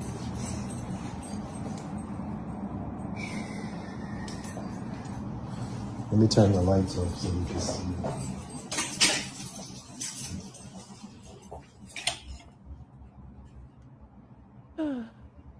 Yes, we do. Come here. This is my bedroom.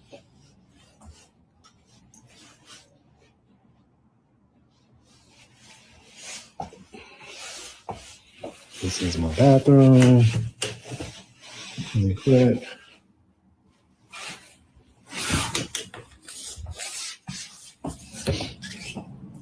Over here is the guest bathroom.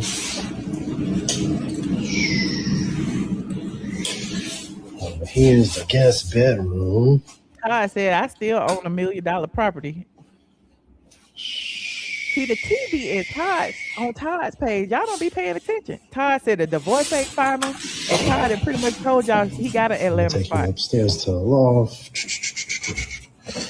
Yeah, this is the house he renovated in New Jersey. It's in New Jersey. That's the view. This is the one they had on the show that Kandi wanted him to get rid of, that him and ex had bought together or something. Y'all remember that? This is where Ace likes to hang out. Okay, good. This is another bathroom. And now I'm going to take you outside.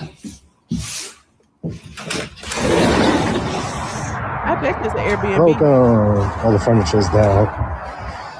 This is it. It's too much traffic, so I'm going to hang out and wait.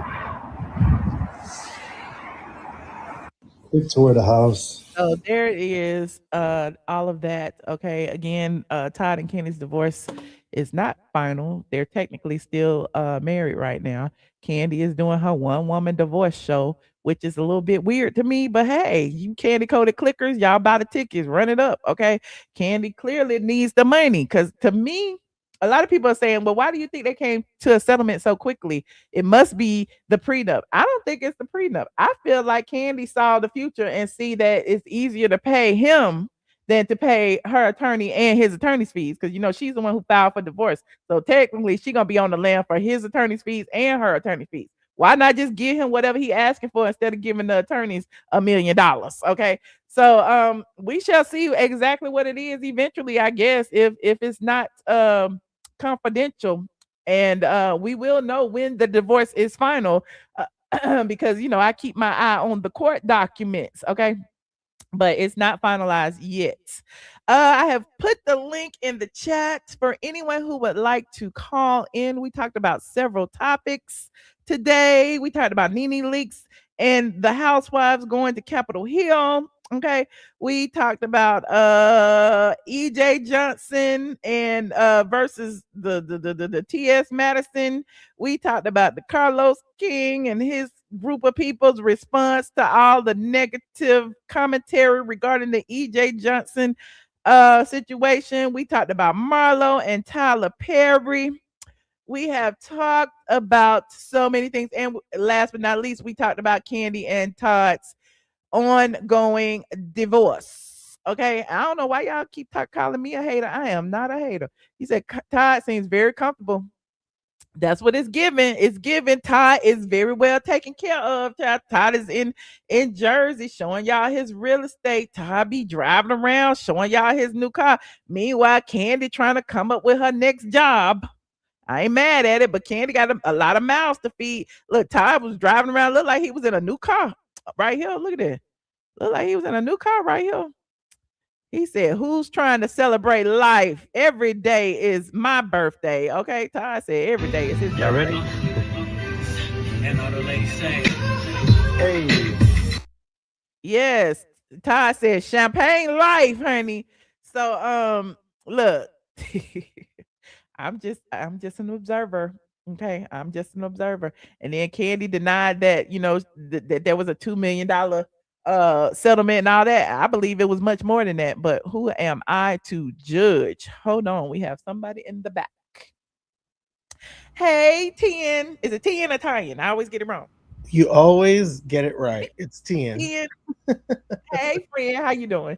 I'm doing all right. I mean, Michelle, the misogyny is real. Let me just say that. The misogyny is real and it's reeling. And Carlos King likes to be someone that likes to think that he's provocative and has a lot of people on his show that do. No, that EJ Johnson is delusional. First of all, no one's comparing any man to any woman, first and foremost. Mm-hmm. So why is he up there saying that he looks better than a woman? Because he sure. And why is Carlos like, clock it? Yeah, I mean, because Carlos saw someone that is in an upper echelon and has a higher net worth than he does, so of course he has to, suck up to him. But no one's looking at EJ Johnson thinking that's beautiful. No one, at all. I mean, listen. I'm tiptoeing on this because they're gonna drag me or whatever. But at the end of the day, I feel like he has the right to do whatever he want to do. He's you know what I'm saying? Like, if you don't love yourself, who will? So he loves himself. That's great. But I don't feel like it's fair for him to come on a public platform and then compare himself to a whole group of people. That's wrong. I feel that you can love yourself without hating on anybody else. So if you truly love yourself, you just talk about yourself. You don't talk about anybody else. Definitely. Why couldn't he have said, "I look damn good in this"? I mean, yeah, with this we would have went on about our business. We've been like, "Yes, EJ, you look good." You know what I'm saying? Like, why he had to go there? Yeah, with his Shawnee O'Neal wig. It's okay. Why Shawnee catching strays? Anyway, what I will say is that as someone who is of the LGBTQIA plus LMNOP community, we do not think that you're homophobic, transphobic, any kind of phobic. We understand that there's one person that does not live up to their virtue. And even though they call themselves a woman, doesn't act like a woman and doesn't respect other women. So I just want to get up here and say that we understand that. We hear you. And I understand why people still employ that person and with their misogyny and their disrespect to women. And that's all I'm going to say. And I'm going to drop down now. Oh, thank you. Look, I'm going to get it wrong again. 10. Yes. Thank you, friend. I appreciate you. Yes, child, the LGBT community. No, I am not like that. I don't know why they be trying to put that stigma on me. Like, I hate all the trans people. I do not hate all the trans people. I don't like one person who says they're trans, but he's really a drag queen. You said Todd was working when he met Kandi. He had a good job, may not have been rich, but the man was happy. True that. You said, but on another level, I feel like she married Todd because she was on RHOA and needed a husband. Now that she is no longer on RHOA, he is no longer needed. Well, but think about it this way too. Like, everybody kept saying he's past that 10-year threshold. So a lot of stuff in that prenup, he may have gotten, the things that, okay, if we're married for 5 years, you get this. If we're married for 10 years, you get that. It's kind of like the same thing that Portia did to Simon, even though it was a less of a number. Simon had in his prenup, if they were married for 365 days, she got to stay in the house for whatever. And I'm just throwing out numbers, but It was kind of the same thing. And the crazy thing is they had the same attorney.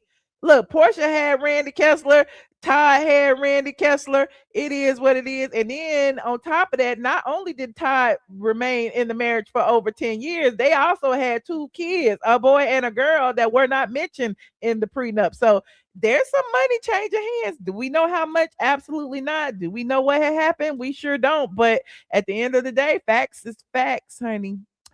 You said you don't need no husband to be on RHOA. You sure don't. Not these days. Not these days.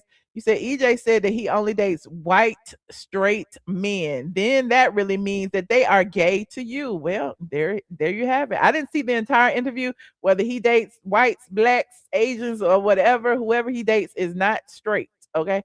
Todd is free and not being controlled by Kandi. Todd is out there, honey. Todd said it was this for me. I don't care what y'all say. It's low key shady, and I know y'all probably think that is me.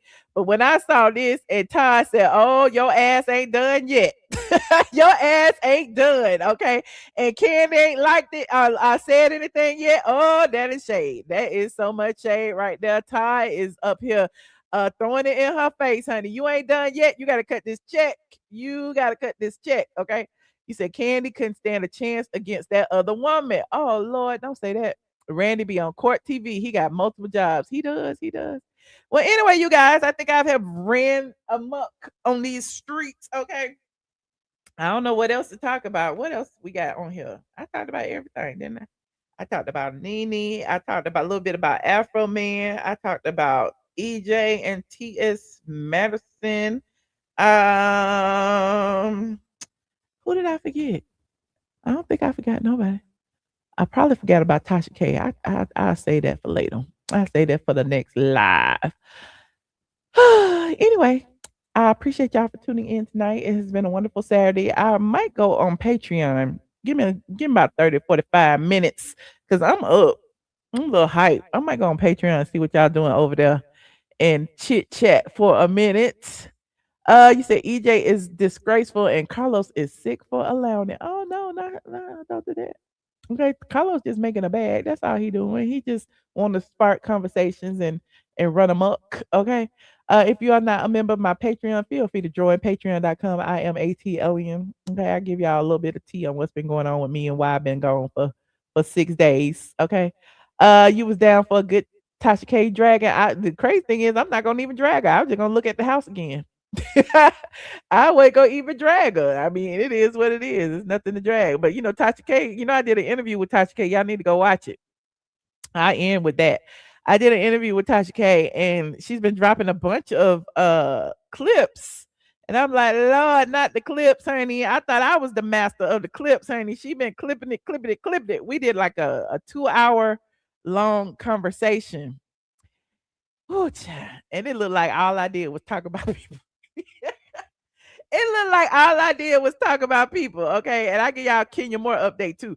But look, they're gonna me talk about Claudia. Hold on. And Claudia was hanging around a bunch of mistresses because remember the mistress that had walked up on Claudia's best friend, secondhand bitch, right-hand bitch, in the Delta Lounge. Sabrina and Gail Lewis is the wife. Y'all remember Gail Lewis telling that story about the mistress in the Delta Lounge where apparently the mistress is a good friend of colorist Claudia's? Yes. And Sabrina was the mistress. Exactly. That's Claudia's best friend. So I hit Claudia.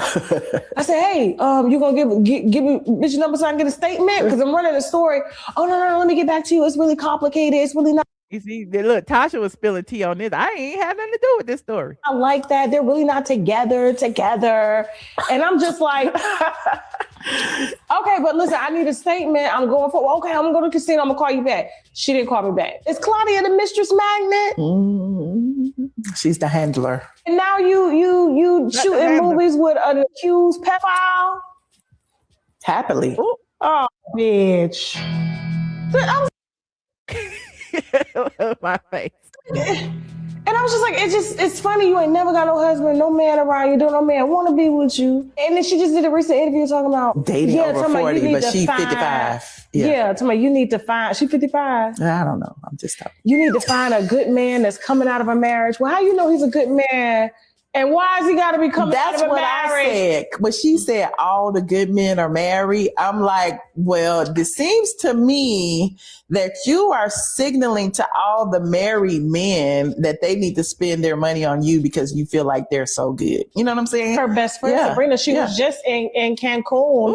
I was in Cancun at the same time. She didn't even know when they were posting at the Vedanta, and she was with the same bitch that's with the married dude. I was like, I couldn't believe it. Yes, you were dealing with Claudia. You were on the wrong. I was on the wrong team. But that girl, I don't even remember saying all this. She's manipulative. She's like a Karen. She's all in everybody's wear you DMs. down on the phone. Yeah. Last person that wore me down on the phone like that was Lovely T. Child, that lady used to cry all day, every day. Oh my God. Yeah. Bankruptcy is actually We was talking about everybody, child. Hold on, let me see. We got so many clips. Hold on, what's this clip? You know why she hates me so much? Is because I'm the one who outed the fact that she was calling black men monkeys in her comedy, skit on stage. You know, she was on the Housewives, of course. You know, that's my thing. I'm in Atlanta. I'm talking about Housewives. Yeah. I'm the one that outed the video. I'm the one that outed the video of her saying black on black is dark, it's hard to see. I can only see teeth and eyes. You know, I'm the one that outed that. So after that, she like literally can't stand me. She says I'm lying on her. And I'm like, that's why every single time, you know, I have a vendetta of people. People say I'm lying on them. I try to get them because it's like, okay, I'm lying. Here's the video. I'm lying. Here's the proof. I'm lying. You called Omarosa a house slave, even though. You know, I'm like that. I'm lying. Here go the court documents. I'm lying. Here go the proof. I'm lying. You can't call me no liar. I'm tell the truth.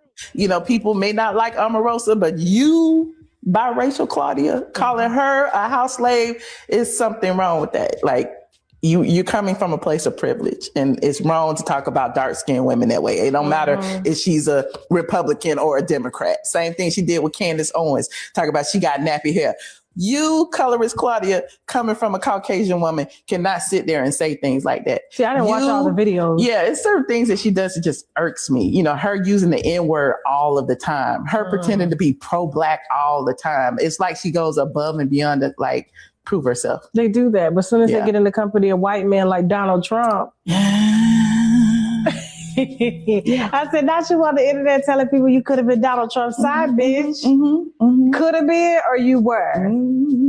Enough of her. She's I know. such a non-factor. Enough of bankruptcy is actually Enough of her. What else? And then I said some. Oh my God! I was talking too much. When you talk about colorist Claudia, I could keep going. I can talk about how she doesn't like the fact that I'm Nene's friend because she really wanted to be Nene's friend. And she sees me going to lunch and eating and and talking, you know, that hurts her soul. Like she really wants to be Nene Leakes' friend. She wants her. She really does. Y'all don't know the behind the scenes stuff. Colorist Claudia really wants to be Nene Leakes' friend. Her approval, and it's weird. It's almost like an obsession. She followed Nene everywhere during the pandemic, trying to see what she was doing. Remember, Nene was saying that there was racism at Bravo. Yeah. Claudia was going saying, you know, Nene's, you know, lying and all of this stuff and trying to discourage people from believing her. And then in doing that, she started watching her and stealing all her shows. She stole Cocktails with Queens because Nene was doing cocktails and conversation. She sure did. She stuck. Remember, I told y'all that about Flop Soul, how they were stealing all the shows from these black creators and putting them on Fox Soul, which is a organization that was funding Donald Trump. But we ain't gonna even go there. But yes, they were doing all that DEI stuff over there on Fox Soul, on Flop Soul, and Claudia was the one who was wrangling all the blacks over there, being a culture vulture. She stole Flop Soul because Nene was doing the read session, and Junkie Dineva was a part of it because Junkie went and read Nene for doing the read session. So who better to enlist in your mastermind than the blogger who was doing it? So yeah, I've been following this for a while, and I see things and I speak. Loved Fox. I was shocked that they even asked me to be on the show. I said, you know, I don't fuck with them, right? I'll do it for you. Like when TS asked me, I said, but you do know that this is their DEI program. Where's Fox on now? They still on? They still on, but they get like 2 views, child. There don't be nobody over there. I think Claudia's still over there trying to do something. Child. I don't know. Anyway, let me go. Bankruptcy is actually I don't remember saying any of this. Hold on. What else? Oh, I'll talk about Jason Lee. Hold on. Yo, friend. I know I don't never watch my own interview. I did watch it. I had let my mama watch it when I was in Tennessee last week. But yeah, if y'all want to watch the full interview, it's 2 hours of us just talking about everybody over there on TashaK.live. I mean, TashaKLive.com. Jason, whatever. He even reached out to me later on after he had gotten in good with Mona and was trying to get me on conferences with producers. No, for what? Well, so he can get on there and disrespect He hates me you? now, but that's good. So he can get on there and He's a disrespect snake. you? He is. And now he in government. I said, that's where he belongs. I said, he better get locked up. Like, you fucking with the right people that got the right resources to lock you up. He's one of those people I didn't gatekeep information. He used to beg me, how do you go live? What do you do? Blah, blah, blah. I did. Jason Lee used to reach out to me all the time asking me for tips on how to go live, honey. I can show you the text message right now. And, I was kind of confused, like, just press the live button, blah, blah, blah. Like, but then behind my back, he go over there with the junkies and the TS Manhands and was trying to drag me. See, that's what I mean about these snakes and the stuff they be doing, smiling in your face and stabbing you in the back. Literally wanted me to teach him step by step how to go live on his Hollywood Unlocked channel. I'm like, boy, bye. Whatever. While you over there dragging me with Junkie and TS Madison and stuff. Whatever. Because didn't he bring them on his show to try to He did it, I think, on Clubhouse. He was trying to drag me or something. Yeah, he used to take my stories that I would break and put them on Love and Hip Hop like he did it. I believe it. He's a snake. And I was just like, what are you doing? What, Jason, you didn't do. Yeah, y'all know the story. I told the story about what Jason did. We got some information. You didn't get no information. I got a good story about Jason. What's up? Please tell me. Remember when Jason Lee was on Wild and Out? There's pictures on my Instagram. Yeah. Nene was a guest. I went with Nene and Britt and you need some all of them was there. friends, So we went to Wild and Out. After Wild and Out, we all went to this steak restaurant. Me, Nene, Greg, blah, blah, blah. And here I am, I do Instagram every now and then. I go live from where I am. No biggie. I always do it. Later, we left there and went to a strip club, Swinging Riches at the time. He goes and he tells, it was a gay strip club. It's closed now, but we left and went there. As we were going there, he was going to ride with me. He chose not to. He got in the car with Nene. And I was like, oh, that's strange. Why would you get into the car with, okay, whatever. So later, Nene tells me, and she won't mind me telling this story. It is what it is. She was like, Jason told me that you were recording private moments. And I was like, of who? Exactly. Like, cause again, I was on Instagram at the steak restaurant or whatever. With me, I guess everybody at the table was talking, but he acting like I'm recording, being surreptitious and trying to like get some tea or something. No, that's him. Yes, that's my point. And she knew it. That's why she told me, because we've been friends for this long. And I don't think he knew our level of friendship. I don't think he knew that it would get back to me like that. And she was just laughing about it, like, I don't know why he would tell me. I was like, I don't know either. That's weird. And so ever since then, I was like, I kind of just had my eye on him, like, that's a snake. Yeah, that's a snake. He's a snake. When Kanye West said he was stealing from him, I said, you got hired and fired in the same motherfucking week, nigga. You couldn't wait. This is a snake. I believe it. Bankruptcy is actually hold on, it's some more. Hold on, let me see some more. What's the other ones about? Oh, that was about Kandi Todd, and Portia and Simon. Hold on, let me see what this one say. Portia, what is she doing, child? What is going on? Portia got her girlfriend. Yes, she does. But why, child? Why? Has she always been gay? She may have been gay-ish because her and Kandi was tonguing each other down in real life. I don't have a problem with Portia.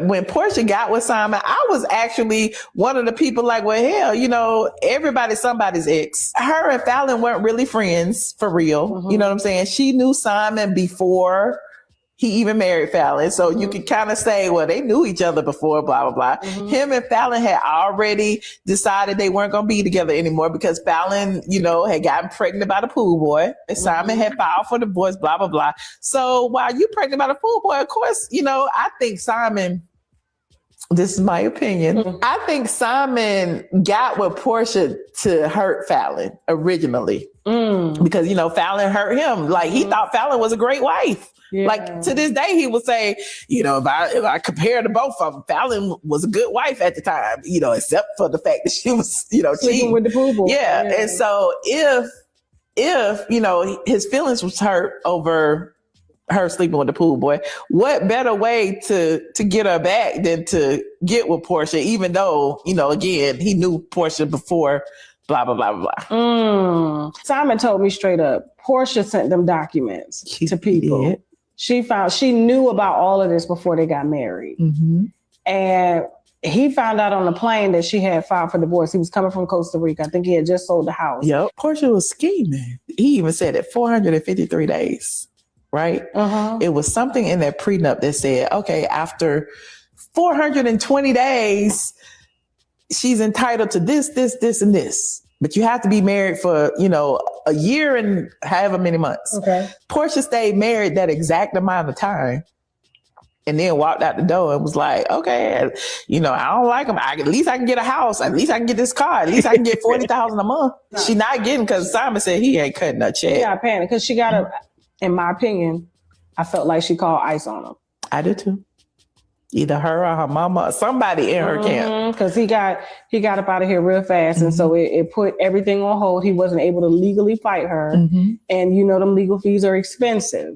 What I don't like about that though is they kept Simon in there for months as if he was a criminal, when there have been several people who are not allowed back into the United States for whatever reason. They allowed them to leave at the airport. Why did they keep him in immigration for months? And then, you know, he wasn't in there for scamming. He wasn't in there for any type of, you know, illegal things. He was literally in there because they said, you know, whatever was going on with his green card and his name. They could have let him fly right back out. I don't understand that. Bankruptcy is actually.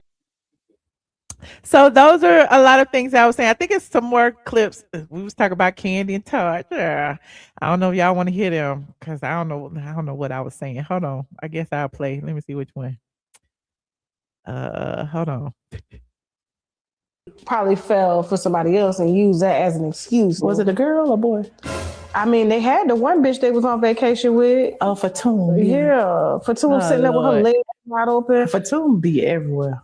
With them all the time. When I saw, but Fatum is probably used to it because, you know, she was one of Akon's wives. So, you know, she used to being a part of that. And Kandi got up and was like, I don't have a girlfriend or a wife. Yes, you do. You take care of this bitch and her kids. Always on vacation together. Like, when I put out those boat photos of them, they saw it as just a regular Kandi video. I said, y'all, look. They all on the boat together. Look at, this is an intimate boat. All three of them are... This is for them. And then like there were pictures of like they're in like see-through clear bathing suits in the hot tub and their legs is open like this. And it's only her and Todd and Kandi, but Kandi and Fatum is beside each other with their legs open. Guess who's taking the picture? Todd. Yeah. To me, he's already set up his plan. Like he was on live, on his Instagram the other day, asking Ace, their son, where you want to move next. So Todd they gonna sell the house, split the profits. He gonna go buy him a house in Soft Life in Miami somewhere. Soft life. He knew what he was doing, and everybody told her, "Don't marry that nigga." Bankruptcy is actually a very quick process, especially. One more. Then I'm about to go. Hold on, was it this one? It was a scheme set up by Todd. Listen, it was a scheme set up by Kandi. The Kandi, in my opinion, should have been married to nobody because she's not a monogamous person. Like, if you're not a monogamous person, you shouldn't be in any contractual agreement with anybody. That's true.